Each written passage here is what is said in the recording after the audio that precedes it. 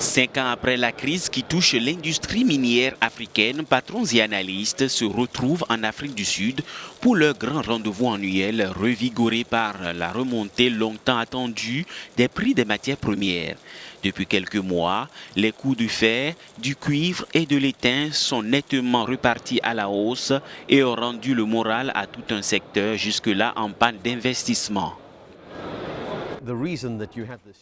La raison pour laquelle nous avons eu ce boom des matières premières qui s'est arrêté il y a 3 ans, c'était grâce à l'économie chinoise quand elle s'est transformée en ce qu'elle est devenue aujourd'hui. Donc, la demande venue de Chine a joué un énorme rôle dans la croissance des prix des matières premières. Et cela n'est pas prêt de changer de sitôt. La chute des coûts sur le continent africain a fait des ravages aussi bien dans les comptes des entreprises qu'en matière d'emploi.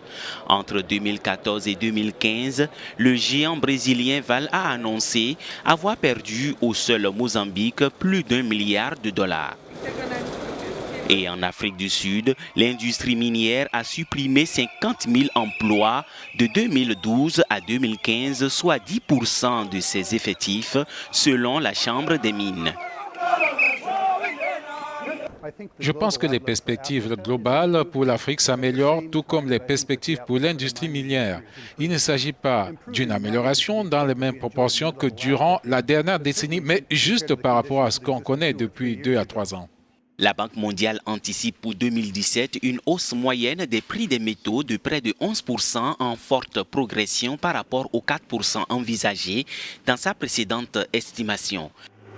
Même si ce vent d'optimisme a chassé les nuages les plus noirs qui pesaient sur l'avenir de la filière, certains se gardent de bien se verser dans l'euphorie.